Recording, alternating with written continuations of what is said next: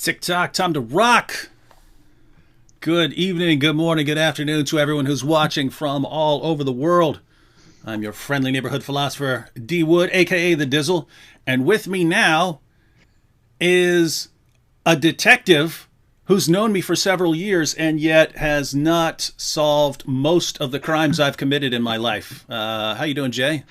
I'm doing well. You know that video you did on the different kinds of police officers that are out there? Oh yeah. I watched that. Okay, I was just fascinated by it, and I think there's that. It could probably also be said though of like different kinds of pastors that are out there. That's what I was thinking as you were saying.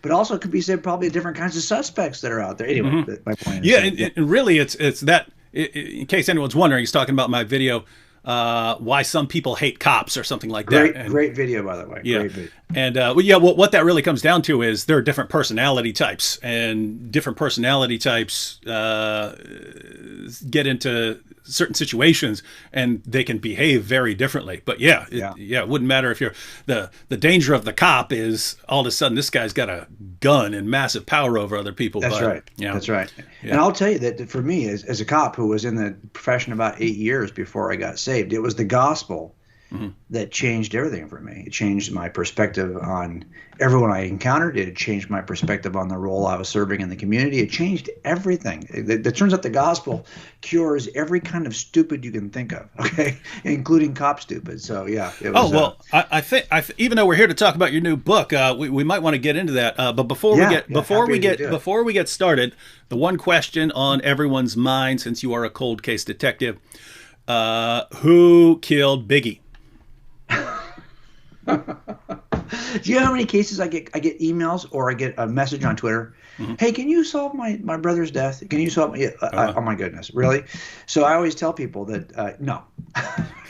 Because it would require me to deep dive into the details, right? And that's where I'm always lost, is on the details. So no, I cannot tell you that. I cannot answer that or any other question that somebody might put in the chat or actually ask us. Well, that is a huge letdown. I thought we were finally going to get an answer.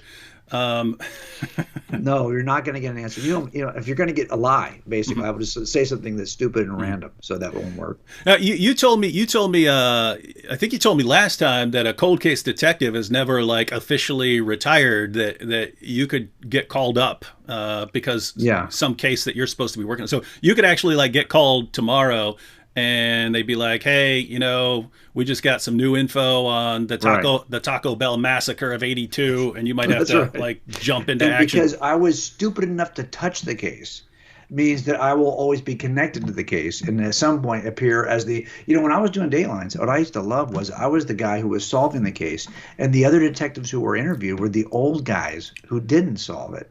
Well, here's the problem now. Is I'm in danger of being one of the old guys who didn't solve it, right? Because the only things that are left are the open cases that I just didn't finish. So yeah, I hate the idea that I will now be the guy who I used to not want to be on Dayline. That's going to be me.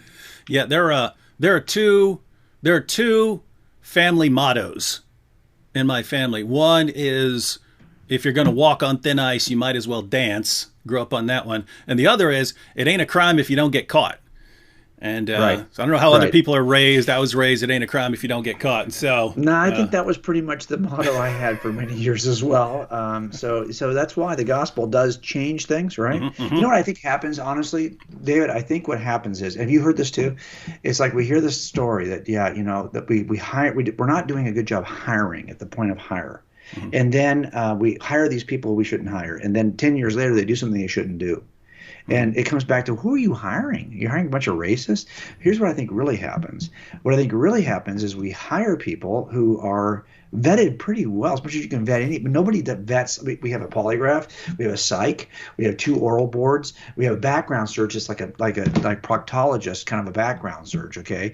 And then we hire that guy. And I was one of those guys. I was raised in an environment with my mom where she is the most loving, kind of accepting, just her and me growing up, just the two of us, and I could not have been in a better place when you hired me.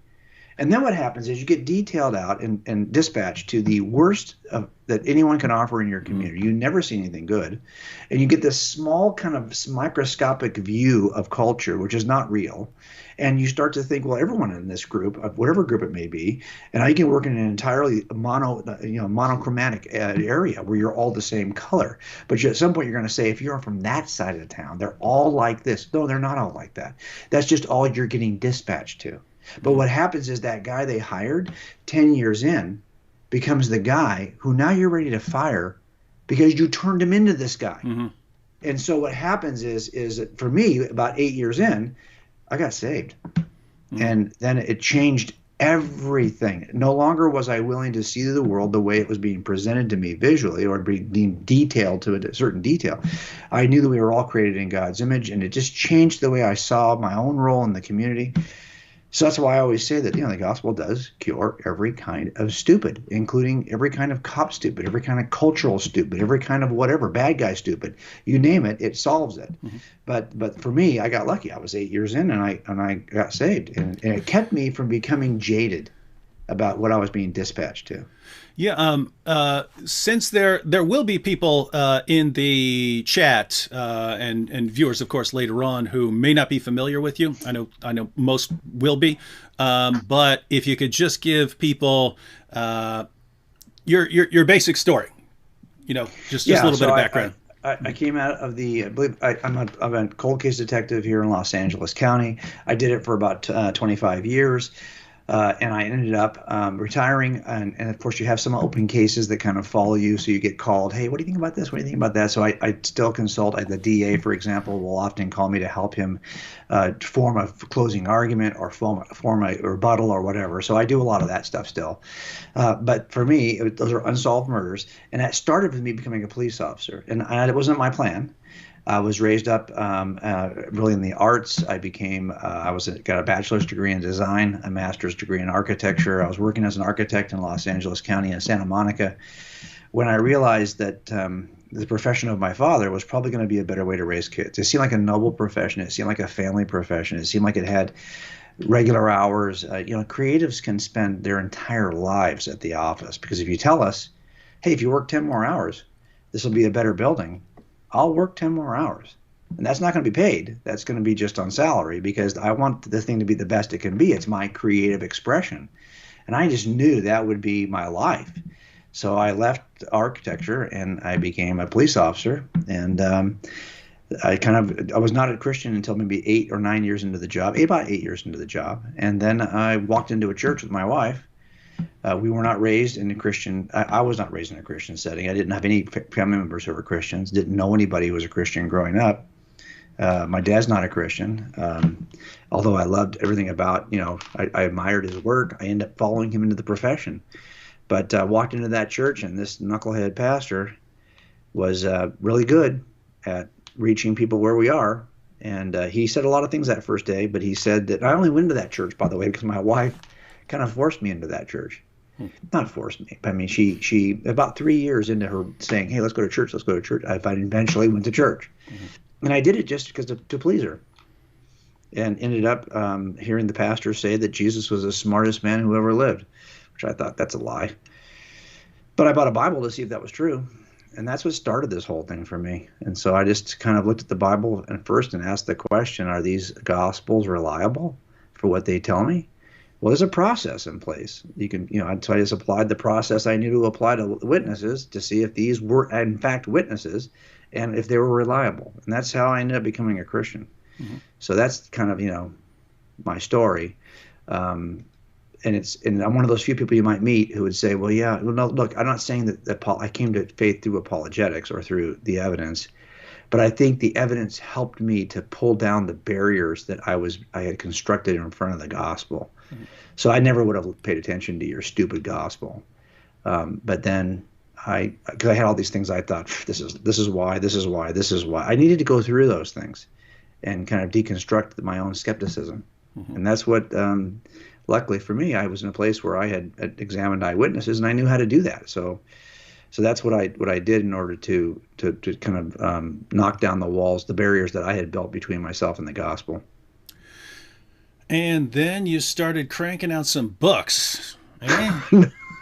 Well, it wasn't quite that fast. I probably was a Christian maybe 15, 10, I don't know how many years I was a Christian. But I was teaching high schoolers. My kids were like 6 and 8 when I got saved. So I just hopped into their Sunday school class. And of course, the church was like, oh, you're going to be here every week? Well, not necessarily. Well, one of us is going to be here probably because the kid wouldn't just sit still. Oh, you're going to be here? Well, your wife or you? Can you teach this class? Well, we weren't even Christians yet. But the church we were in said, hey, you know what? If you can teach the curriculum, you can still help. So we got the curriculum a week before the kids got it, and we figured out what to teach. And before long, we're teaching Sunday school. But by the time I'm a Christian and my kids are getting older, I just followed them. Mm-hmm. And they were like high schoolers. I was their high school pastor by that time.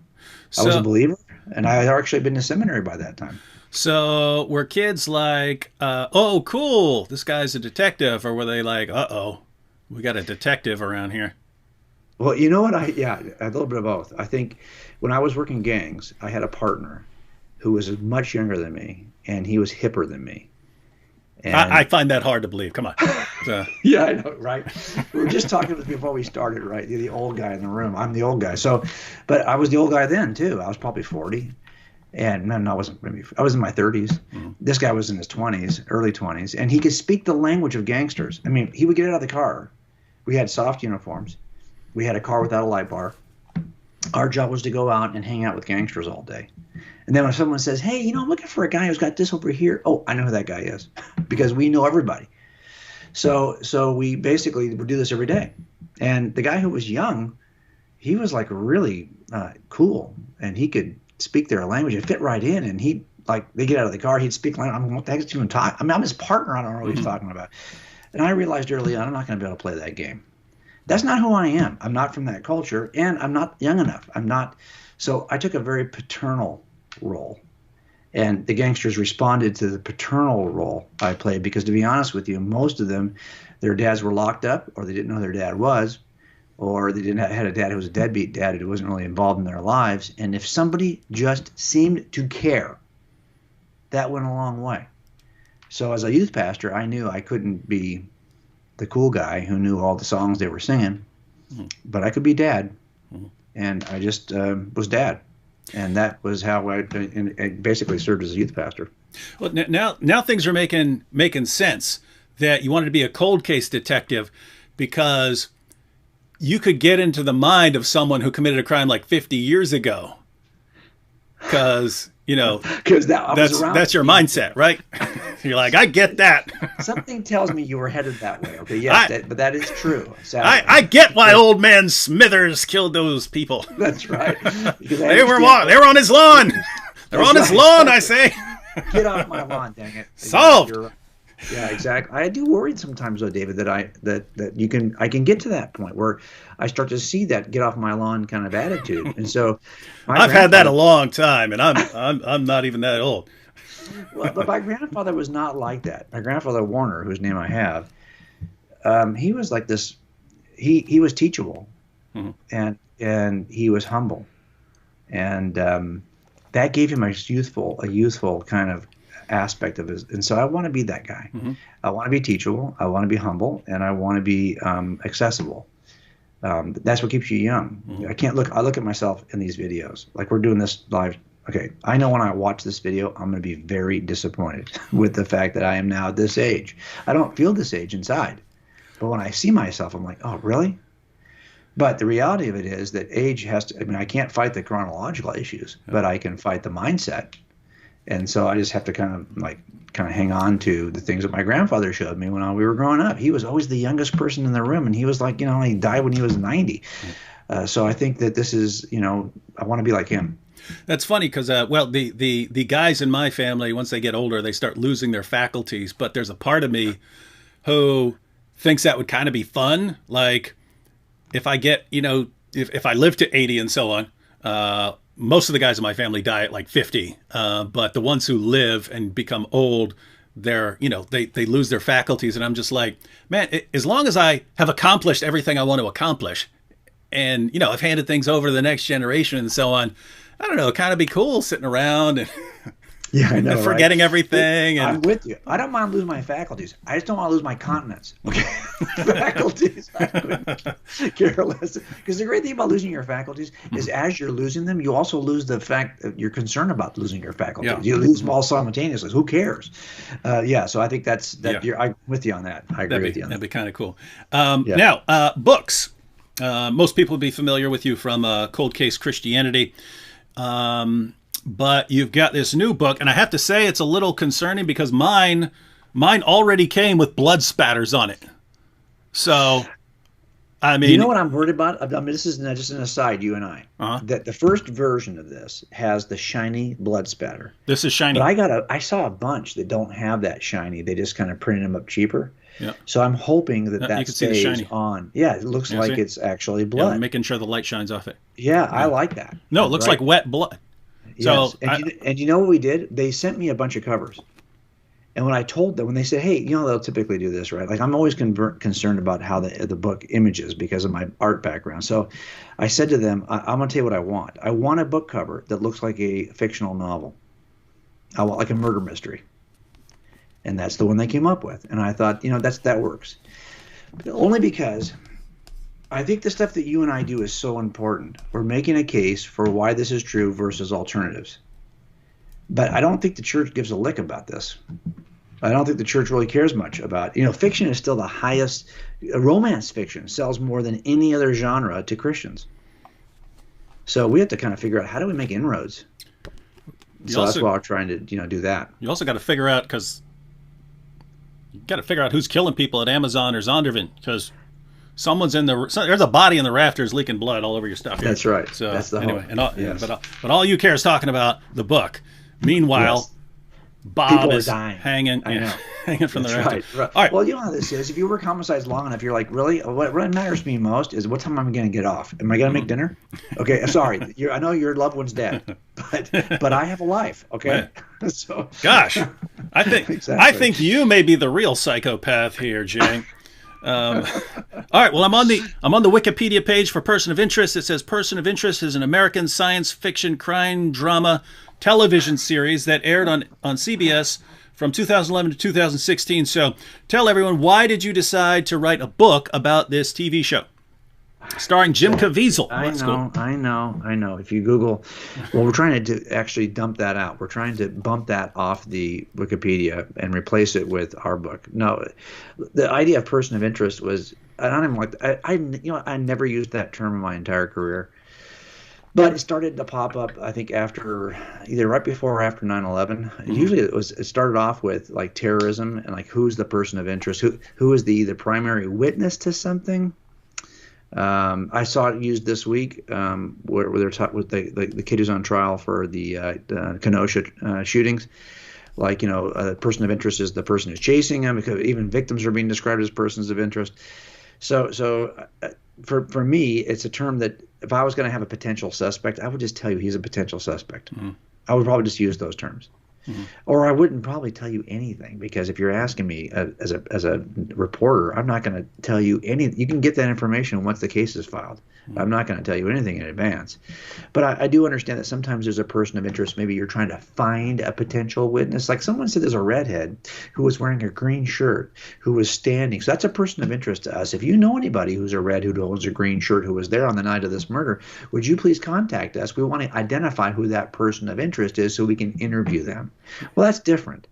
But if it's a suspect, I typically wouldn't say anything. But I do know that that's an expression that is used to identify potential suspects. So what we're doing here is trying to use that, say, hey, who is the potential suspect that turns what we call the first century into the first century? Mm-hmm. Right? Because it wasn't the first century. It was never the first century. It was always how many centuries into the history of humans? Many centuries. But the idea here is that we're trying to say, look, this is the potential, this is the suspect, this is the person of interest who turns history on its side. Okay, so the takeaway from that was, do not trust redheads. I agree. Yes. I have a redhead. I have a redheaded daughter. Okay, Oh. So I know this is. I'm going to tell you just from my experience with Mia that you should not trust redheads. All right, now for everyone in the chat, if you've read or if you started to read Person of Interest, let us know your thoughts over there in the chat. Or if you've read one of Jay's earlier books, let's see, you had ColdCase Christianity, you had God's Crime Scene. Were there any more? Those are the ones I remember. Forensic Faith is the other Forensic Faith. Apologetics book, yeah. Yeah. Mm-hmm. If you've read any of those apologetics books, let us know in the comments section what you think. And Jay, this is a really, really kind of big book as far as covering anything we might want to cover in a short live stream. But why don't you give people a taste, and you could go in any direction you want. Okay, I'm going to go ahead and go in the direction that you inspired, because it was our talk about a year ago when I was still trying to formulate ideas. It was before I'd actually submitted the manuscript. And that's why I mentioned you in the first paragraph of this manuscript, because it was really important. I'm only taking a very 30,000 feet view of the stuff that you deep dive here on this channel constantly. So I knew that you were the Jedi Master that would. I was just happy to be the Padawan in this sense. Okay, so I want to share with you just real quickly a presentation. Oops, I messed it up already. Dang it! Hang on. You're going to control that. Why am I doing that? Okay, so here we go. So here's the presentation for. I had this all set up. There we go. Now we're good to go. All right. So okay, you'd like me to put your slides up on the screen? Yes, put the slides on the screen. And you have that great art background. So yes, this is how I always do it. They gave me 2 years to develop these presentations first before I began writing. So here's kind of the fuse that leads up to the explosive appearance of Jesus. Here's what we're doing in this book. We're saying, hey, if you don't, I do a lot of no body murders, and that's where someone gets rid of the body and they claim this person ran off. Well, what do you do if you have no evidence in a crime scene? Well, you make the case from the fuse leading up to the explosive event and the fallout following. So here's Jesus standing in history, and there's a fuse burning up to the explosive appearance of Jesus. And if you look at that fuse, you'll see that the fuse involves 3 strands, which I describe in the book, and the fallout involves 5 areas of fallout. Now, all I'm going to do tonight with you is talk about the spiritual fallout. And so here's what because that's something you talk about a lot here when you're talking about Islam. So if you look at Jesus on the timeline of history, you have a fuse leading up to the appearance of Jesus and fallout that follows the appearance of Jesus. Now, there are a number of world religions that are on the fallout side of Jesus. And I've got them listed here. Now, I'm putting in New Age, but clearly that's not an organized world religion, but there is a view that's held by many millions of people across the globe. So here we have these 4 kind of theistic or spiritual worldviews, let's put it that way. Interestingly, you will find Jesus in every one of these. You will find Jesus mentioned because he's either mentioned, merged, or modified. In every one of these, on the pages of the Quran, as of course you know, on the Holy Scripture of Baha'u'llah, the Baha'i faith. So in all of these, even New Agers will mention Jesus in a very admirable way. Now, interestingly, though, there are some world religions, and let's just go back and show you those that precede Jesus. Here they are in the fuse. So these are ancient mythologies, and some of these are still active world religions that preceded Jesus. Interestingly, Jesus is also mentioned and merged and modified in these world religions, which makes no sense, right? Because they precede Jesus. But here's the thing. A lot of these extend into the Common Era. And as the worshipers were worshiping in the Common Era, they now began to change or include or modify their beliefs to include Jesus. So let me show you what I mean by that. So here's kind of the chronology of Jesus in time. Let's go to something quite ancient, Hinduism. That precedes Jesus, but it turns out that if you read the writings of Hindu leaders today, you'll find that they mention Jesus in a very favorable light. In fact, they even merge Jesus in, and they consider him to be part of their construct. They consider him to be divine. The world leaders in Hinduism will actually mention Jesus in a favorable way. For example, they will mention the details of Jesus's life. They not only consider him favorably, they merge and mention his detail. You could reconstruct part of the story of Jesus just from the teaching of the leaders of Hinduism. So, for example, if you were someplace where Hinduism dominates the landscape, well, it turns out that Jesus You know something about Jesus just from your own Hindu leaders because he is embraced in some way. Now let's take a look at the second, Attis. No one's worshiping Attis anymore. But it's interesting that after Attis worshipers enter into the Common Era, they begin to modify their beliefs.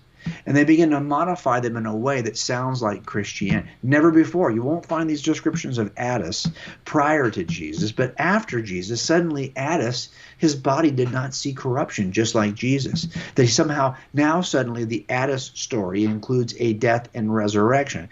This is not something that Jesus borrowed from Attis. This only occurs in Attis worship after Jesus. And for example, Heracles, very similar.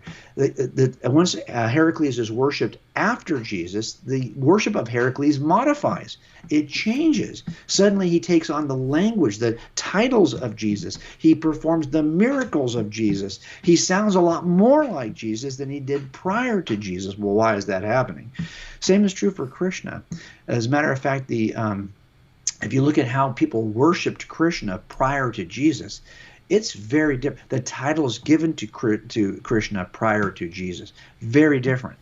So again, you see this change occurring based on the influence of Christianity on other world religions. In fact, you'll see that people today who are like Hare Krishna will argue that Jesus is, in their minds, the perfect guru, someone who is sent by God.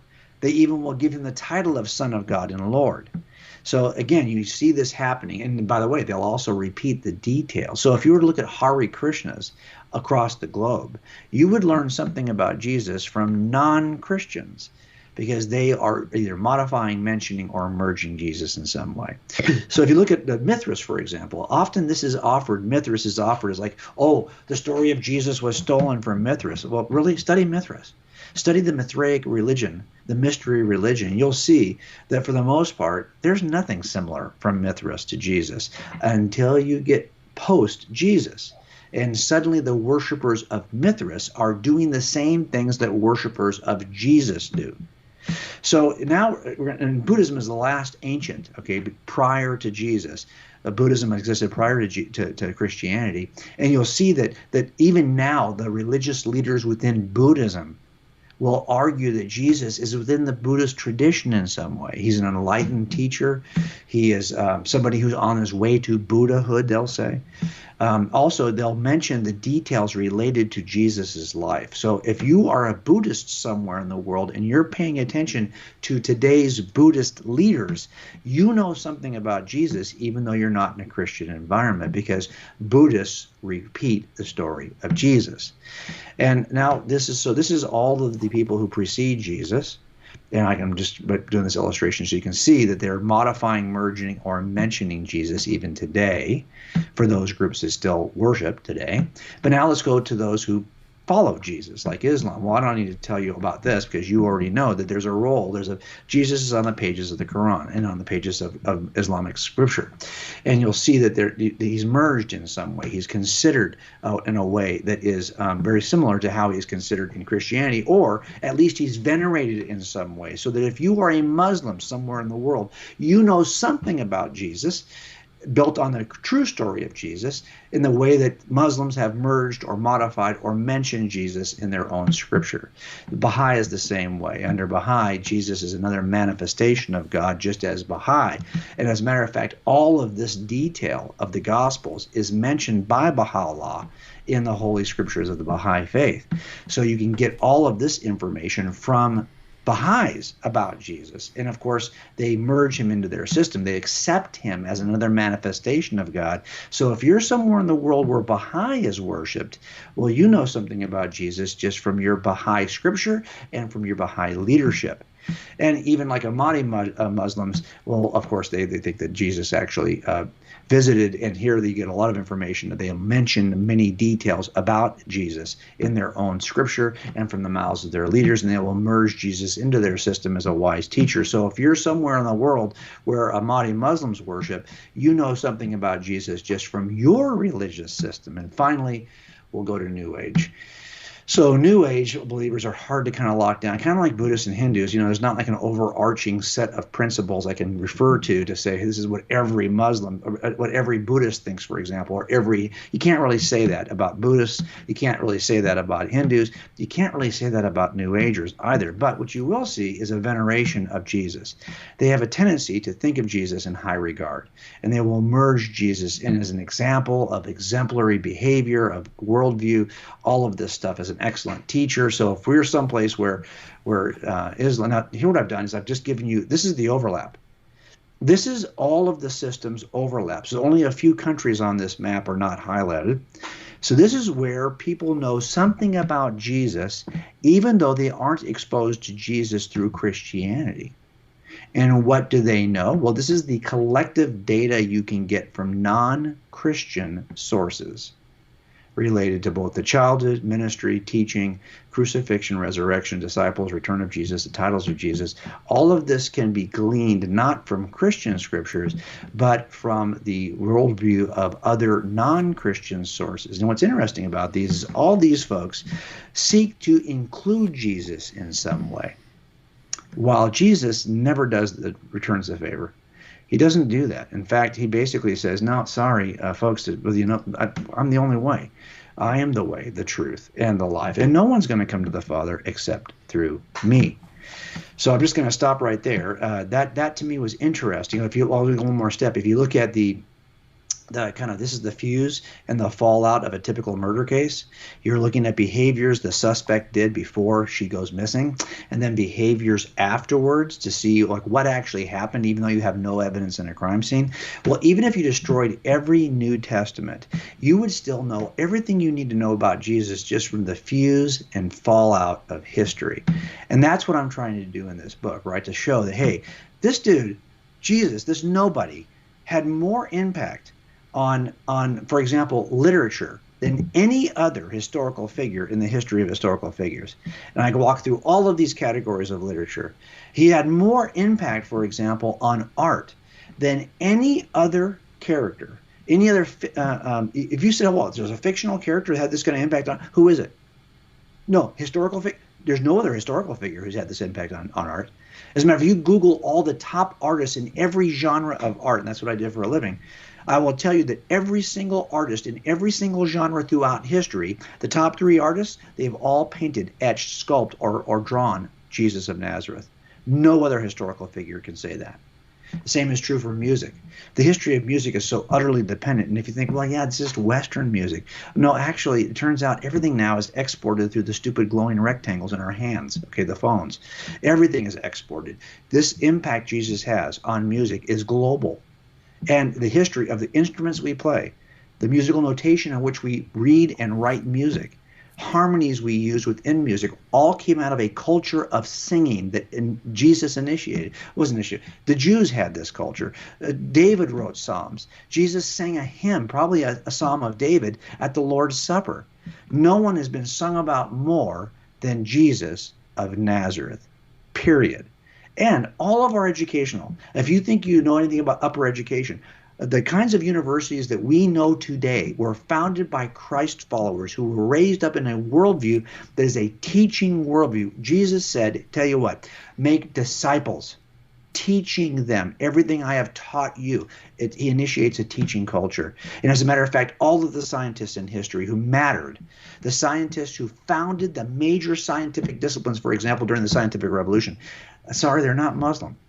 They're Christian. There was a golden age of scientific discovery within Islam, but it was superseded and overwhelmed by the Christian worldview that is now responsible for more founders, fathers, and mothers of scientific disciplines than any other group, than all other groups combined.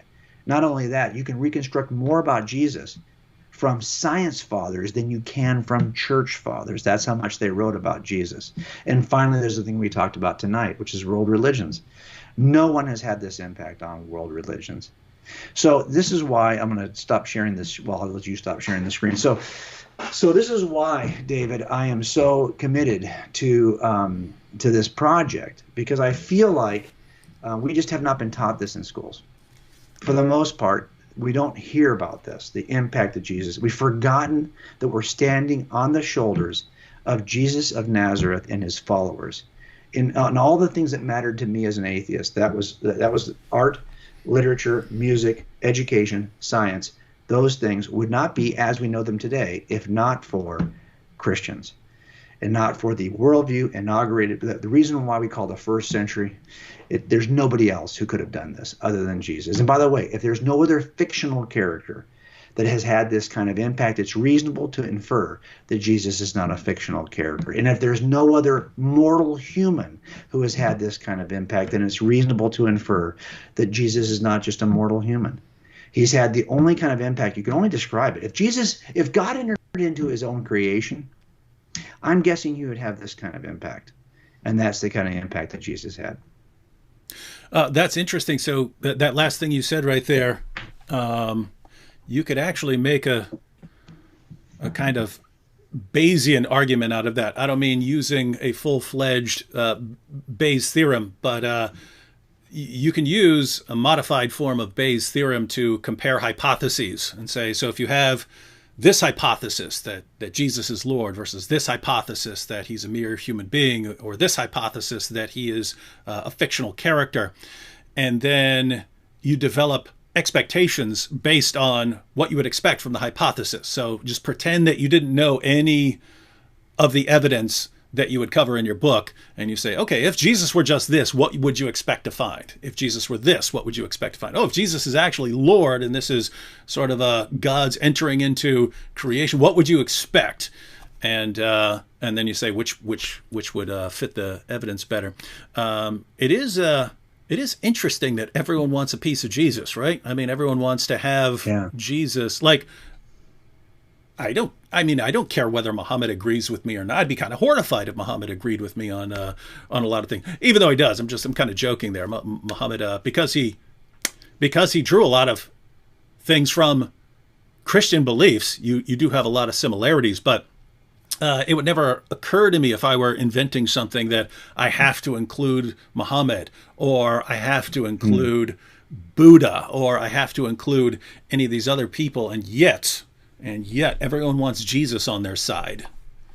Yeah, it's interesting to me because I think that and I always say it this way, I had a case one time. It was a woman who was killed in 1979, and she was pretty promiscuous, and she was had a lot of boyfriends. And so I had a suspect pool of about 8. And I had good reason to have 8 in that suspect pool, given the kind of life she was living. But ultimately, I took those 8 and I started working through those 8, and one emerged from the 8. And the reason why he emerged is because he had unique characteristics that the other 7 didn't have. So, for example, he had a unique relationship. He had a unique kind of anger level. He had a unique access to her. He had a unique skill set to build the kind of weapon that was actually used in the crime. This separated him from the other 7. And when you see that uniqueness occurs, where you just have 7 who seem like they're kind of the same, and then you have the 1, that kind of gives you a direction in terms of who you should be looking at. Well, something similar happens with Jesus, right? In the sense that he offers a unique worldview which excludes any other involvement of any other system. And he also offers a way to God that is unique in the sense that, it's not what you can do, and that every other system offers a set of checklists. Do this, that, and now you have access to God. Whereas he's saying, no, actually, we think you're so lame, you can't do any of that stuff. I'm going to have to do it for you. That's a unique view.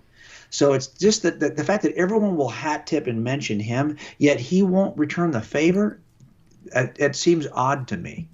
Right? I mean, it's not like he's the first founder of any world religion. He's following Buddhism. He's following Krishna. He's following Hinduism. He's following Zoroaster. These are things that he doesn't care. He's following, even in Judaism, he's saying, no, there's a break here. Yes, he's within that tradition, but now I am the only way to the Father. I don't know how except through Jesus. I don't know how that's a very different, he's that one suspect in 8. That seems to separate himself based on his uniqueness, which is why, honestly, that's one of the reasons why I was so intrigued by him. The more you study other faith systems, the more confidence I had in Jesus. Mm-hmm.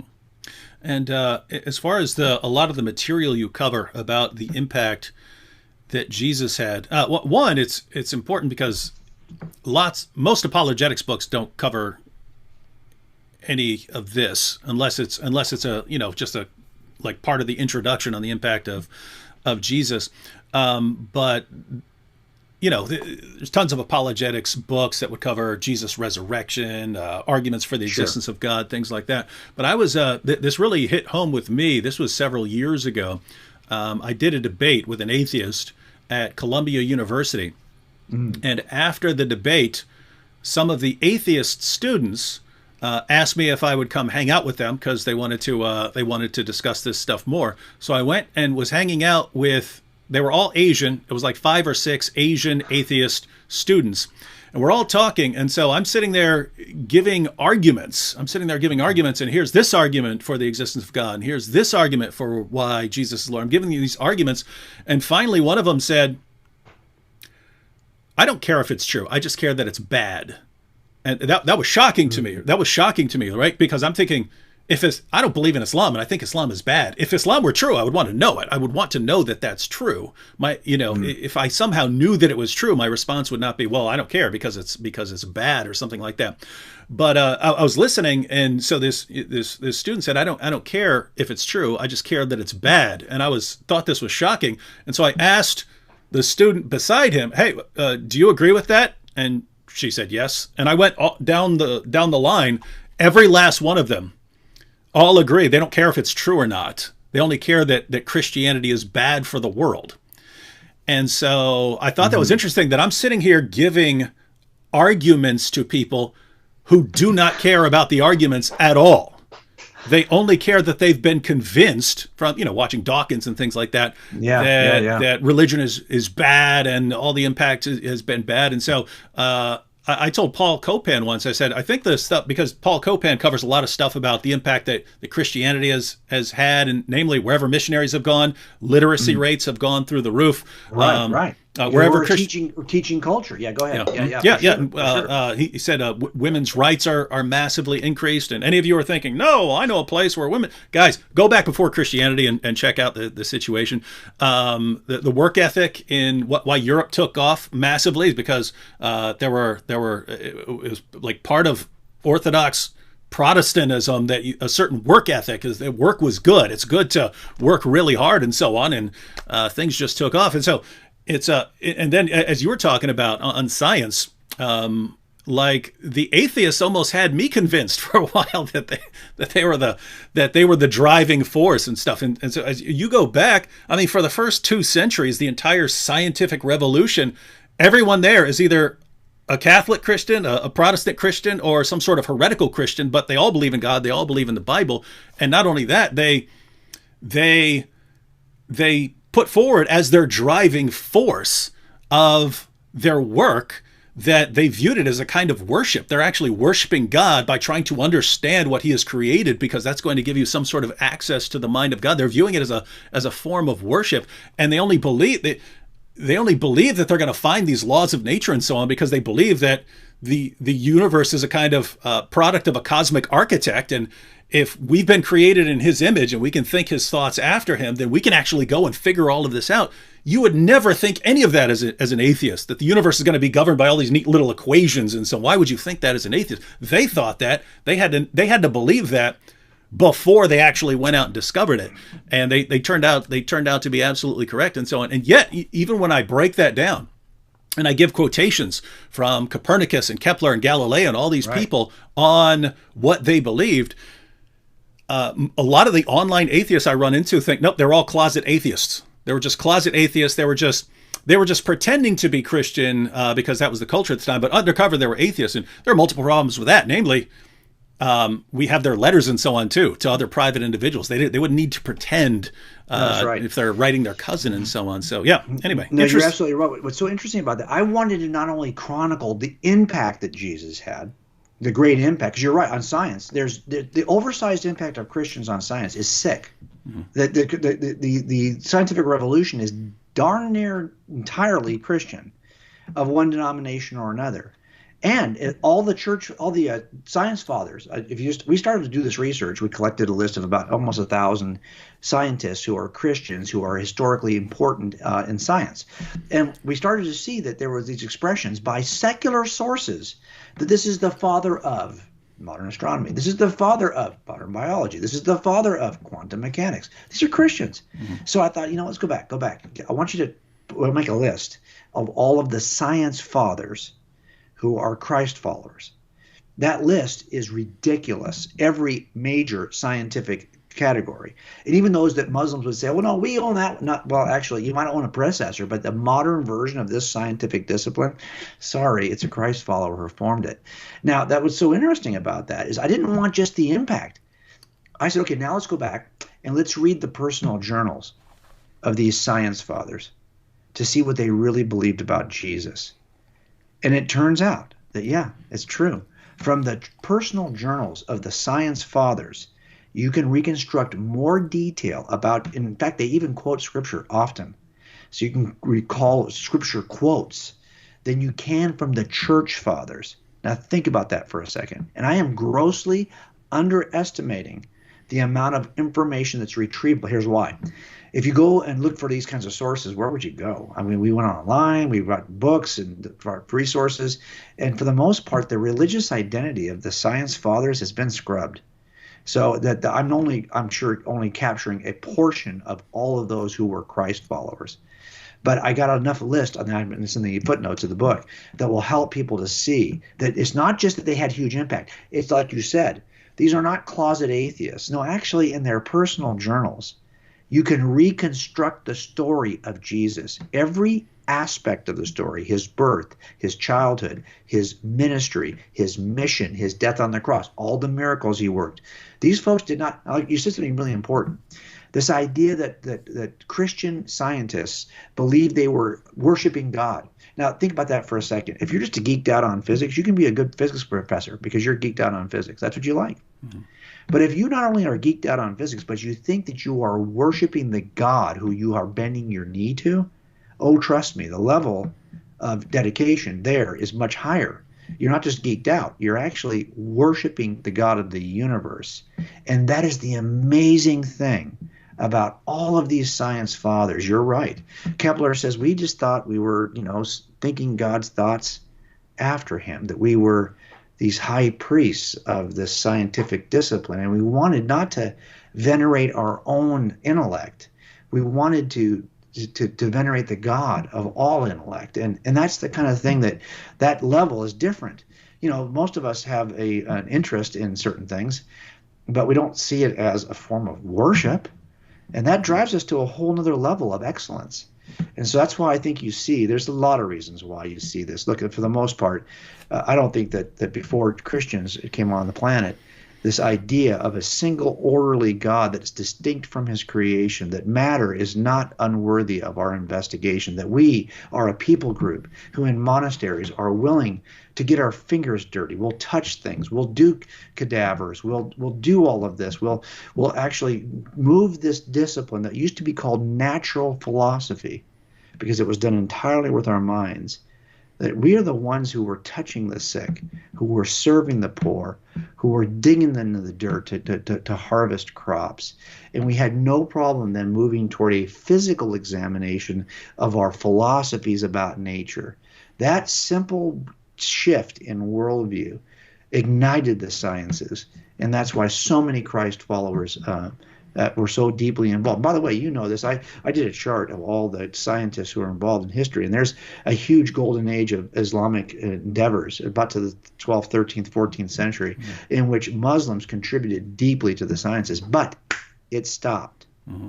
Now, we can argue why it stopped, but the modern sciences that we typically think about are not founded by Muslims. They contributed to a progress for sure. But that's why the scientific revolution, I didn't invent that term. That's not a term that's invented by Christians. That's a secular term that is dominated by historically Christian scientists. So I think it's interesting that this worldview births science in a way that no other worldview has ever birthed science. It's something for at least, does it mean that Christianity is true? No, I'm a cumulative case guy. I've never gone into a jury trial with one piece of it. I don't even like cases that sit on one witness. Good luck with that. I would much rather have a cumulative case so these can be a check and balance system in place from evidence. And that's what we have here. That this one aspect of history does not demonstrate that Jesus is God. But when you put the whole case together, it's harder, I think, to ignore who Jesus really was. And the scientific aspect kind of fits the same pattern as the other issues you mentioned, in that the religions that came after Jesus, they tried to incorporate him somehow.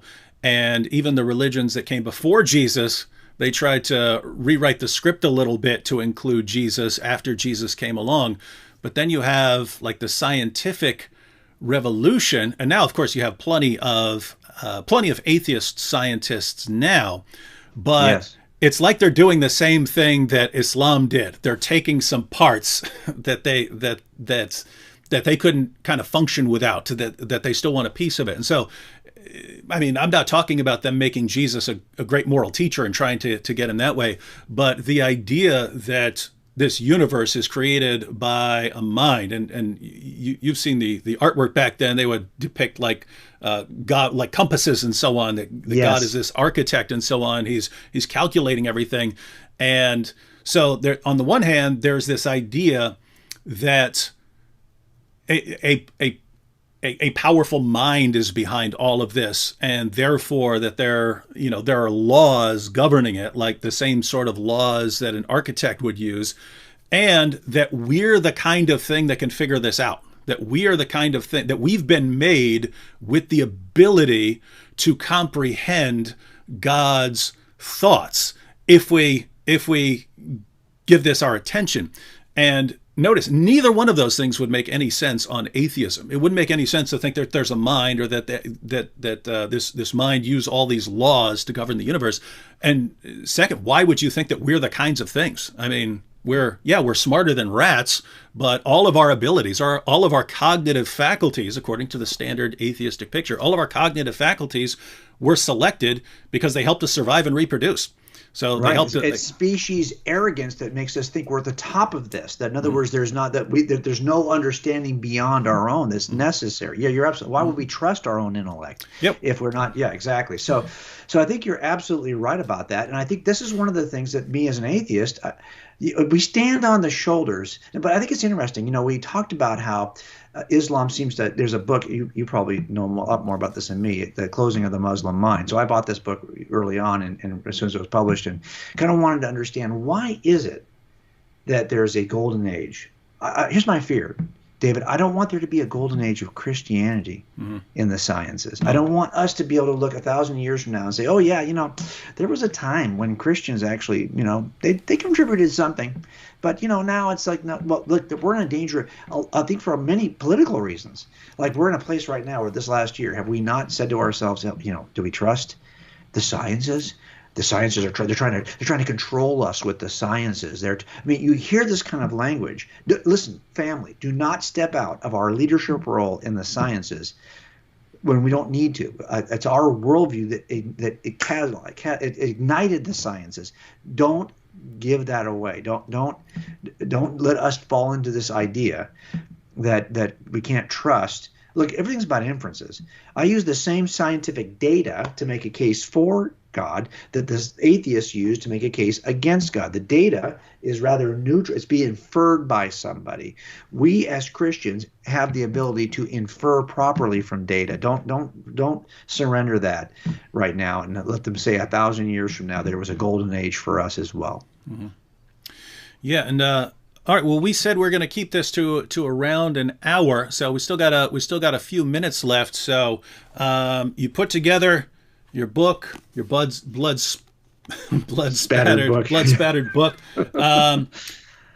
Any final thoughts before we close out for everyone who's watching? Because keep in mind, there are a lot of Muslims watching. There are a lot of other people watching. There are people watching from all over the world, and so a lot of the information you shared in that short presentation was new. So, well, let me throw this out to you. It's interesting to me that this is the guy who creates what we call the first century. And all of us have that kind of put that on our calendar, right? We still mark time this way. It's not the first century of humans, not the first century of humans who record history, but it is called the first century. Why? Why would this be the guy? So if you were to look back at every important, just Google it. I mean, search it on your resources, look at your books, historical books. Who are the most important historical figures in the first century that would cause this kind of change in our calendar? I looked at all of them. To be honest, all of them combined, you won't even know. I made a list of these in the last chapter. Everyone who appeared in the first century contemporaneous with Jesus, you will only recognize maybe 10% of them. And these are world leaders in different regions, right? They are empire leaders in different regions of the world. And none of them are even, even memorable. Okay. Not only that, if you look at all of those people who were empire leaders throughout history, leaders of nations, I've made a list of all of those. And we haven't ordered our calendar around those either. If you make a list of all those people who were deities or said they were deities or religious leaders, we haven't ordered our calendar. How is it that this guy, this nobody, this ancient Jewish sage who only had 3 years of public ministry, born in a small, insignificant, nowhere town, grew up in another insignificant, nowhere town, never traveled more than 200 miles, never led a nation, never wrote a book, never had a family and children who could descend and actually make a case for him, never ruled an army, never wrote a concert, never had the kind of education that other elites have had, okay? Never had the kind of political connections or social connections they had, never had a wife, never even had the respect of his community. As a matter of fact, he was pursued by those who had power and rejected by the people who were religious. He was abandoned and denied by the people who said they were his followers. Okay, then he was falsely accused, mocked, brutally beaten, executed in a shameful way, and then he has to borrow a grave. Okay, this is the guy who ends up changing our history. This is the guy whose fingerprints can be recovered and whose story can be reconstructed from literature, art, music, education, science, and world religions. How can this be? This is why that Bayesian kind of experiment you were talking about makes sense to me now. I should have probably put it that way in the last chapter. If you look at this and you ask yourself, okay, so what would I expect of that kind of guy? That's not what we get. Now, if you said, okay, if God was to enter into the world, his own creation, wouldn't you expect to find his fingerprints everywhere? This is one of the objections we often hear. How can it be that Jesus is God, the only people who record? What, so 4 gospel authors, that's it? Well, no. Yeah, but you're just not aware. I mean, maybe you haven't been paying attention to all the other literature, art, music, education, and science that's built on that Christian worldview that repeats and reiterates the story of Jesus. Look, folks, this isn't happening for any other religious figure. This just happens to this nobody. Because that nobody ends up being a somebody. It's not a person of interest to begin with. He was never a person. Look, this is what he said. He accepted worship when people in his generation who were Jews would never have accepted. You remember Peter? He sees Cornelius, get up off the floor. I'm just a man. Paul says, no, I'm just a man.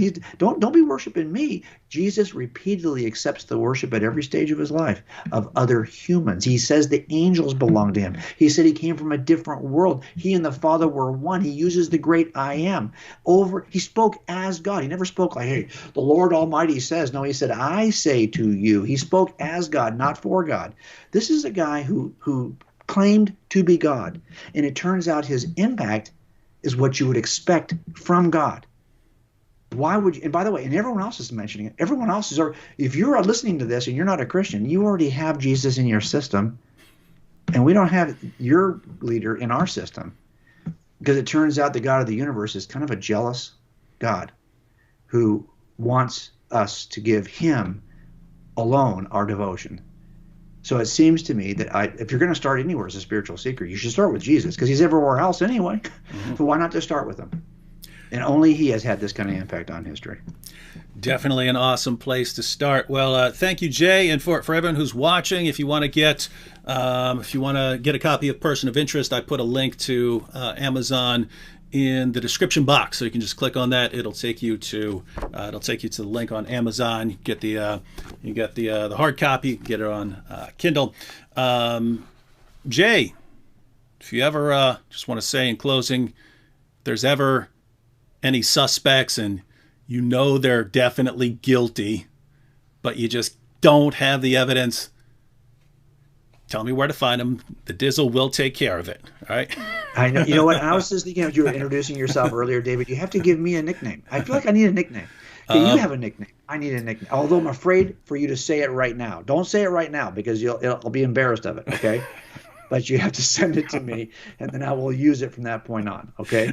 Because I know you're already looking to slam me right now with some goofy nickname. I can tell by the look on your face. Yeah, the first thing that popped into my head was Jay Whizzle. That's not a good one. That's not a good one. No, that's not. You know what? See, I'm sorry I even brought it up. All right, yeah, we'll come up with something. All right, okay, cool. So everyone watching, grab the book, and thank you, Jay, for joining us. Thank you, David. Thank you, David. I appreciate you. All right, catch you all later.